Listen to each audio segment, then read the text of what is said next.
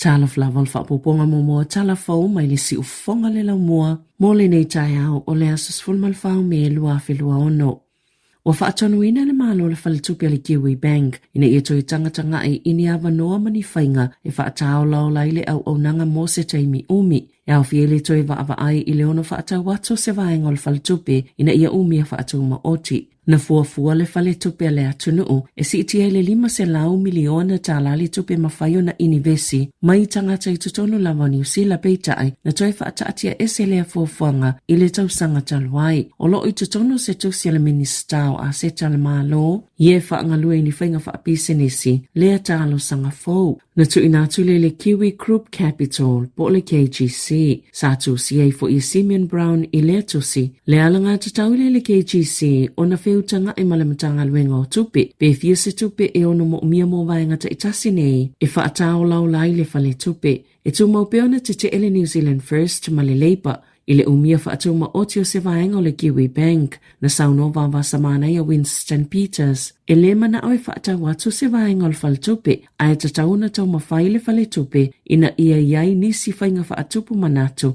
ma ia maua ni koni karate le malo, na sauno fo ile ta ita i o le Labour Chris Hopkins. E te ela na vaenga whaupwhai i lea manatu o le malo, e langlango ina le acte le whaatau watu o se vaenga o le Kiwi Bank, peitai, lātou te whesilingi eina se au ngā mo le au whai la fonga, mailo lātou umi eina o le whale tupe.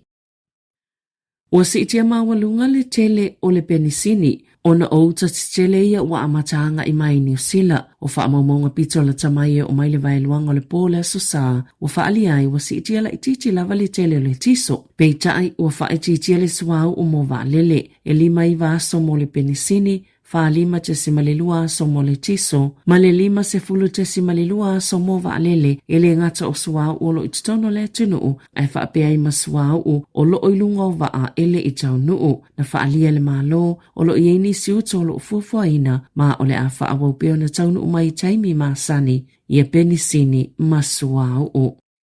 E matua se se lava tua inga i whaapeo suinga i o fautua ina mo pepa malanga o tangata mai fafo, o le apea i lava o whainga li United States, i le sailinga o tangata o vaso, peo na sauno ele minister o whemalanga inga Erica Stanford. Na sauno le tamaita i minister i luma o se komiti whaapalemene i lea solulu, o lo o au fie le tautau le pili o le Immigration Enhanced Risk Management, ni suinga whainga o fie matala whea ngai, ma o le av sosoani ai fo i sui o le ofisa i le whainga o la lato ngā lwenga. O le au fie le fasilingi ai sui o le ofisa, o ni tangata ua masalomia ua o vaso New Zealand. Fato a mawhai o na fasili se sui o le ofisa o whemalanga inga i se tangata moni wha amatalanga, e pe o lato i ngoa maaso whanau, pe a whai ua i loe tala whea ngai o na toiti poti, pe whaafo i wha malosi, pe tai, o le a whaia i ai suinga, ina ia mawhai o na fesili i ai sui o le ofisa, pe i ai se mafu angatatau, e mawhai o na masalo mia se tangata o vaso i te tono New Zealand. O le suinga fo i lea pe o na sauno o le minister, o le ana o le tusi i lalo o wha maumongo o tangata. O na siaki le ofisa o le tūlanga o lo iai o lātou pepa, ma ele iso lātou malo si angai tau fiei tangata, pe o na sauno o le minister. Na tele fesili le so upo le leipa mo whemalanga inga Phil Twyford, i le minister, e whaatatau i nei suinga, o na ole a whaatapola a ia tatau anisi o tangata o vaso, e toi apili le whaafo inga whaamalosi,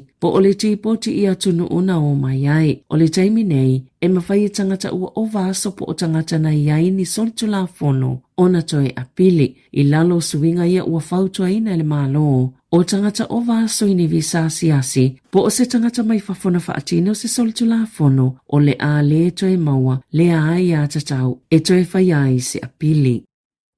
Na whaalia se tasi ngā lue mo ngā lue ngā tau i angaf so tai i Cold Coast i Queenslandi. E tala noa pe ia so o mamatangata New Zealand i e whea ngai mawhainga tā ina ua malanga atu i Australia. E ie nisio i lātou, e pau lava le whai ungai whai o le toifo i mai New Zealand. E si lea ma le whaasfulu a whetangata New Zealand na sifi, i au se tālia le tau sanga taluai, ai silia ma le se lau tangata, e malanga pea i le aso e tasi. O le to'otele lava i lātou i e malanga, o le vao le ta isfulu valu, ma le ta itolu 5 tau sanga le mātutua. Na whaalia le pule o le Nerang Neighborhood Center o Vicky Rose o se tamaita isa soifua e le vin e whaapea e whaaupopo ina pele numero tangata New Zealand e taun ua tu le Cold Coast e le ilawa tā pena mai umane o fia ngai mawhainga tā. Na tā o i Rose o le masani lea a ainga o lo unono fo i Australia o le tawana watu o na e manaia le leile tau le late tongi mai whaamautu ia i lātou se ia o ina mawhai o na o tangata ia o sifi atu mai New Zealand ine o lātou whale peita iane e iei taimi e le tau nu ule ngā luenga na whaamoe moe iai ini nai vai aso mua talo na tau nu atu le lava se tupena o atu ma lātou ma o vai aso na whaamautu wai i ainga sāno no fuai. Na tā ue Rose ilungo le TVN said o le to'otele o tangata sa ili ngā luenga o tangata New Zealand valu se fulu po le iwa se fulu pasene o le au nanga le olo nga lue ai e fisosani tangata leini a inga tangata leini ngā luenga ma a inga ufia ngai ma whaafita hauli ma e fisosani la lato whaala putuputonga i tangata e to se lau lima se fulu wha i le sa ilinga o ni a lato ngā luenga ai lato te whangaina le to samal to olua se lau lima se fulu tangata i le vai aso ma e le vao le tolu se fulu ma le lima se fulu pasene o tangata e o atu moni tau mafa o tangata New Zealand. O whaalie se sai li linga alfaltupe whaaleo leo New Zealand le vai o le ola le tamao ainga ma walunga le tau le soifuanga whaapea le numero tangata le ini ngā aluenga ma ua iei fo i le talitonunga. O le si itia le pasene toloi o tupe o vaenga ia na whaalia le sai le linga alfaltupe i le tūlanga le tamao ainga wa valo ia le o atu le tolu tesi ma le whaatasi pasene le si itia o le tau o le tamao ainga i le tau sanga lo manai ma i le lua tesi ma le lima iwa pasene sa fuafuaina le sai le linga le na whaia ia mati. Na whaalia le kōwana o le whalitupe whaaleo leo, Anna Bremen, e tā wa tele le fuafuanga e whaatatau i le tau o le soifuanga o nei whaatulanga i le pasene tului o tupe po le OCR.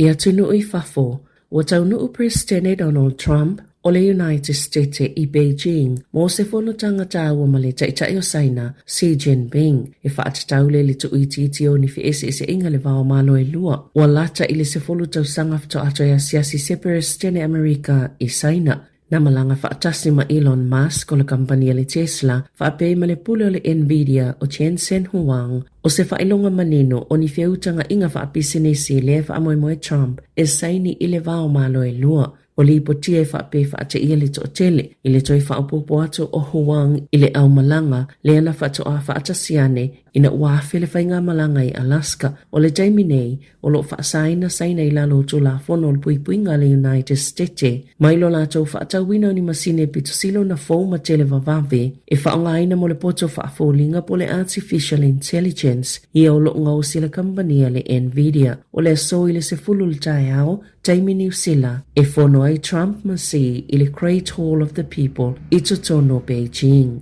I ta alonga sa whaasalaina le whaia o ngaulo la kapia ia pane le li o Eddie Jones mo vaia soyono ona oni ana sauno anga le tala whiangaina lafo ini lau whale i le taimi o la lato malanga ta amilo i Australia i le masina talwai a le au i lalo ta iluas ful tolu tau sanga le mātutua. Na amata mai le aso luas ful whao a perila i o atu le aso lima o yuni e le ngata i lea na whaititia malona tutongi o whaasaina Jones o na toi a waini ta alonga se whaa e au fiele ta alonga a mata i Apani ma Italia e whai Tokyo i le Nations Championship i le aso whao i o lai. Sa whaalau losa na whaata isenga i tangata umana a fia o na oana upu mania na tūmanga le tala whiangai. Na toi Fili Jones e avea mawhaia o ngaulua i Apani mai le masina o Januari i le tausanga i lua wheloa whaa. Tala whauia malisi ufonga le laumua mo le nei vaenga le tai ao.